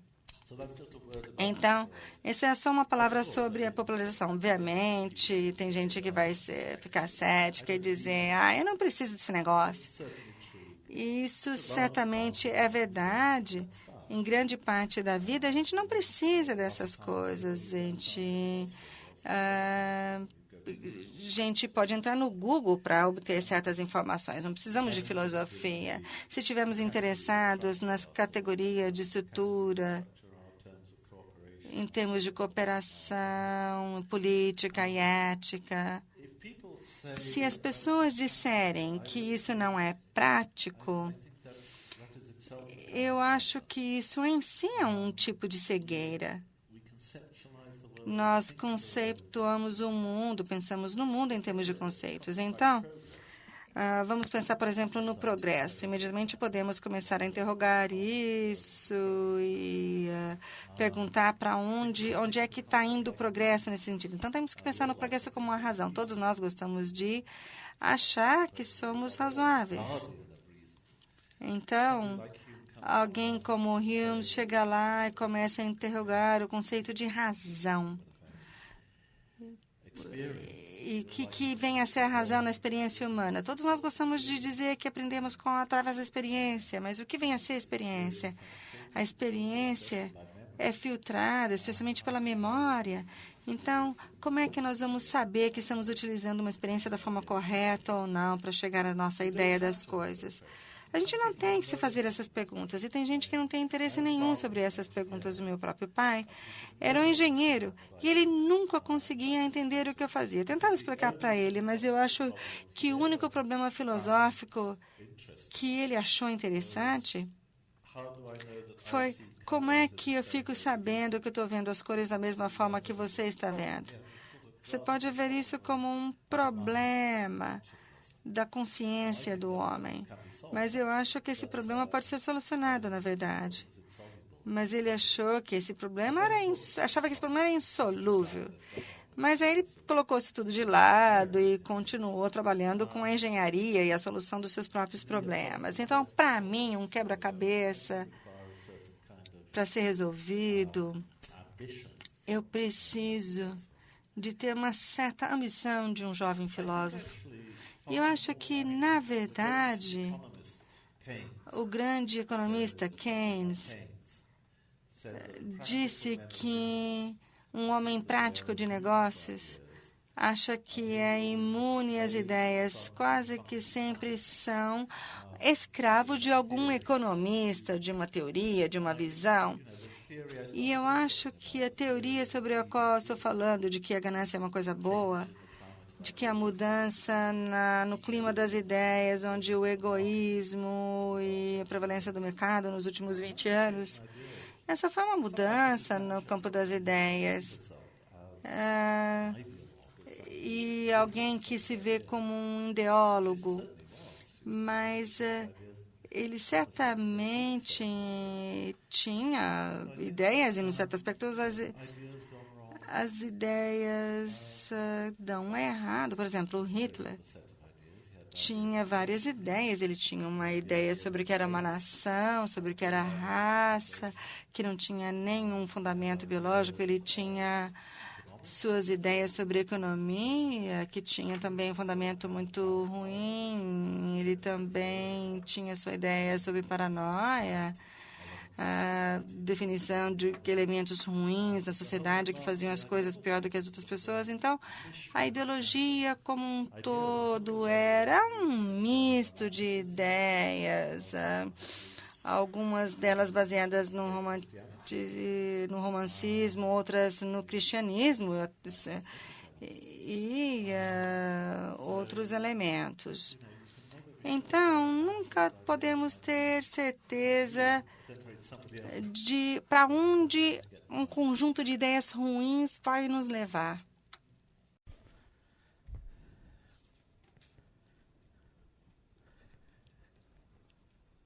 Well, I would like to start eu gostaria de começar primeiro agradecendo à CPFL, espero que a minha pronúncia esteja correta, por ter me convidado e por ter tornado esse evento possível. Muito obrigado a todos por estarem todos aqui depois de um dia árduo de trabalho. Gostaria de agradecer também àqueles que estão online também assistindo essa palestra. E eu gostaria de pedir desculpas por não falar português, eu vou falar em inglês. Eu sempre me sinto, quando sou convidado para falar num país de outro que fala outra língua, seria muito bom se eu pudesse falar a língua daquele país, mas infelizmente eu não falo português, então vou ter que falar inglês mesmo. É sempre difícil saber como começar a falar sobre filosofia. Filosofia é uma palavra estranha, ela é uma palavra que eu não gosto muito.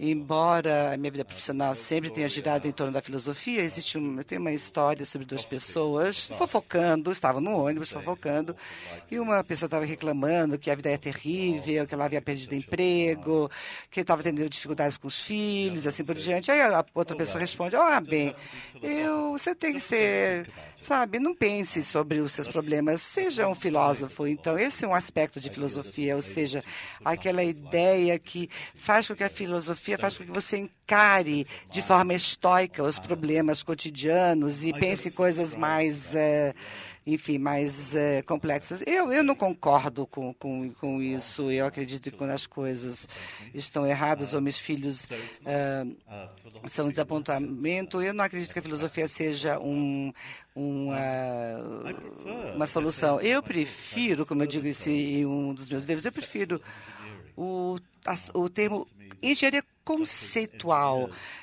Assim como engenheiros estudam estruturas físicas, estruturas de pontes e rodovias e aviões, e filósofos também estudam as estruturas do nosso pensamento, o que isso significa, as categorias que usamos À medida que pensamos sobre nós mesmos, sobre os outros, falamos sobre razão, sobre emoções, sobre paixão, conhecimento, objetividade, verdade. Isso aqui eu vou repetir uma história que eu contei a ele ontem, mas essa minha história vai ilustrar algo muito importante sobre educação e sobre filosofia. E essa é uma história real. Isso se relaciona à educação da minha filha. A minha filha estava numa escola ótima em Oxford e eu fui professor em Oxford também durante muitos anos, quando meus filhos estavam crescendo. E aí minha filha, chegou em casa um dia, ela tinha uns 15 anos na época, e ela disse, eu detesto ciências. Eu não vou mais estudar ciência, acabou. Aí eu disse a ela, bom, que pena, porque embora eu tivesse abandonado a ciência, eu tinha muito respeito pela ciência, havia lido muitos artigos científicos. Aí eu falei, bom, que pena que você não gosta de ciências, qual é o problema? E ela respondeu, eu não entendo ciências. Aí, bom, o que você não entende das ciências? Bom, os alunos haviam sido obrigados a resolver um problema que envolvia um pêndulo, e se tiver algum engenheiro aqui na sala da CPFL, vocês vão entender o problema que eu vou descrever agora. Essas crianças tinham que resolver a velocidade do pêndulo aí numa das pontas da sua flutuação. Então, elas teriam que calcular a velocidade do pêndulo. E as crianças foram ensinadas sobre a energia potencial do pêndulo à medida que estava parado e tinham que calcular a energia enquanto o pêndulo balançava. E aí essas crianças tinham que calcular essa tal da velocidade do tal do pêndulo. Bom, e a força gravitacional, etc. Bem, aí eu disse a ela, bom, qual é o problema? Aí ela, minha filha, respondeu, eu não entendo o que é essa energia. Não existe energia, não há nada em cima desse pêndulo. Quando o pêndulo não estiver se movendo, não tem energia. Então, qual que é essa energia em potencial? E qual é a energia cinética quando esse pêndulo se move? Eu não entendo nada, disse ela. Aí eu disse a ela, você perguntou ao professor o que era? Ela respondeu sim. E aí o que o professor respondeu? O professor respondeu, vai lá e resolva essa equação, o problema é seu. Bem,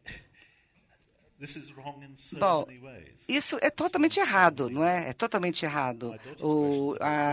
A pergunta da minha filha é uma pergunta muito boa, mas e o conceito de energia usado daquela equação do pêndulo não da física da natureza? E os meus amigos passavam suas noites em bares com moças discutindo Dostoiévski e eu, ao invés disso, eu estava então examinando as propriedades elétricas. Então, eu mudei para as humanas. E, na verdade, comecei a me interessar por literatura, mais especificamente por história. A história envolve pesquisas em arquivos. Eu também não queria estudar línguas porque eu não achava que eu tinha muito talento para aprender línguas. Então, eu falei, bom, então vou estudar literatura inglesa. Me pareceu muito divertido. E o meu professor, que era alguém muito bravo, olhou para mim como se eu fosse um inseto. E ele falou, você não pode se especializar em literatura inglesa, você vai detestar em literatura. Você tem que ir para ciências morais. Aí eu perguntei, o que são essas ciências morais? Bom, basicamente, as ciências morais era o termo usado pela Universidade de Cambridge, que significava filosofia. Ou seja, ele sugeriu que estudasse filosofia. Mas eu continuava não sabendo o que era a filosofia. E aí, pela primeira vez, quando eu comecei a ler filosofia, que eu descobri Hume, Descartes, Plato, Aristóteles, os grandes filósofos. E eu me apaixonei. Porque você pode ser mal educado com qualquer filósofo. Você pode dizer para o filósofo, esse teu argumento não funciona, não presta. E alguém vai dizer, não, o argumento talvez tenha que ter, seja mais refinado. Então, você pode, um filósofo pode ser uma pessoa muito difícil, cética, e principalmente quando você é um adolescente. E aí isso era muito bom. Eu me motivei muito. Não é que o professor me mandava calar a boca ou não mandava que eu ficasse quieto. Na verdade, eu fui sempre assim. O professor sempre me encorajava a fazer perguntas e discutir e realmente duvidar. E, bem, eu me tornei, então, uma pessoa que questionava muito. Então, e o valor desse tipo de educação, a educação que eu tive? Eu gostaria de pedir desculpas ao Luiz, que me trouxe todas essas ideias, levam à reflexão e sabemos que podemos começar a pensar o que isso significa. Uma das grandes perguntas no mundo ocidental foi a pergunta de Pôncio Pilatos. Ele perguntou o que é a verdade. E também é uma pergunta com a qual eu lido desde que eu comecei nessa profissão. E algumas perguntas referentes à filosofia são muito áridas. Há uns 10 minutos eu fiquei um pouco assustado quando alguém me disse que o café filosófico aqui tem tido 3 palestras um pouco antes da minha, e as 3 eram sobre sexo, as 3 palestras anteriores à minha. É muito difícil falar sobre a estrutura de conceitos e ideias se você faz uma palestra depois de 3 pessoas que haviam falado sobre sexo, porque todo mundo se interessa por sexo, até alguém da minha idade, claro. E numa época, eu tinha bastante interesse no sexo, até escrevi um livro que, não me lembro o nome, acho que é livro Luxúria, mas alguém conhece esse livro em português? Bom, fui eu que escrevi, eu reconheço. E é toda uma série sobre 7 pecados capitais. Então, vamos começar falando sobre o que para mim é um assunto muito interessante. Ou seja, eu me acho interessante. Está dando eco. Eu vou começar a contar para vocês como é que me tornei um filósofo. Não é uma história da qual eu me orgulho, mas isso só demonstra as oportunidades que a vida oferece. Eu cheguei em Cambridge em 1962, eu era jovem, e eu havia estudado química e matemática na escola, e eu me especializei muito precocemente. Mas eu queria mudar para as humanas. E eu falei com meus amigos que estavam muito mais envolvidos do que eu. Eu achava que ia passar o resto da minha vida no laboratório, conduzindo experimentos, sei lá, explorando as coisas da...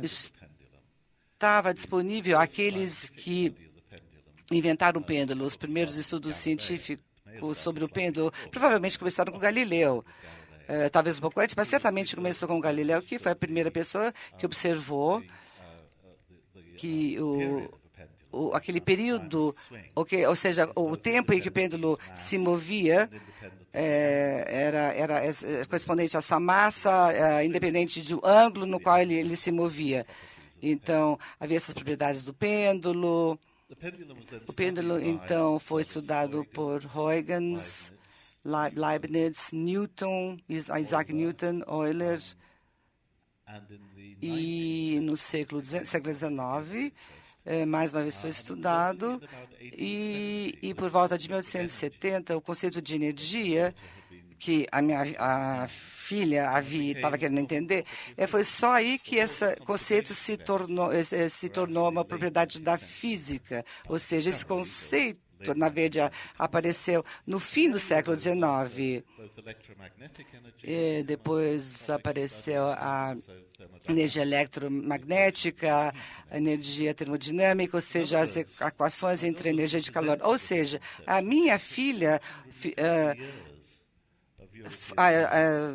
foi apresentado um conceito que demorou 250 anos para ser desenvolvido. Ou seja, ela não sabia do que se tratava.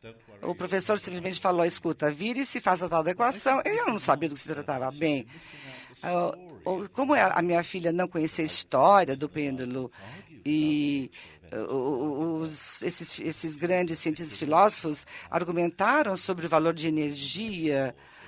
Por exemplo, eles discutiam o que era a força e o momento da energia. Bom, tudo isso era discutido. Então, existe toda uma história de muitos anos por trás da energia. Ou seja, muitas pessoas não entenderam esse conceito clássico dessa energia. Em um certo momento, apareceu, então, o entendimento sobre a massa, a energia, e me parecia chocante que uma educação proibia que um aluno fizesse o tipo de pergunta que a minha filha havia feito. Uma das vantagens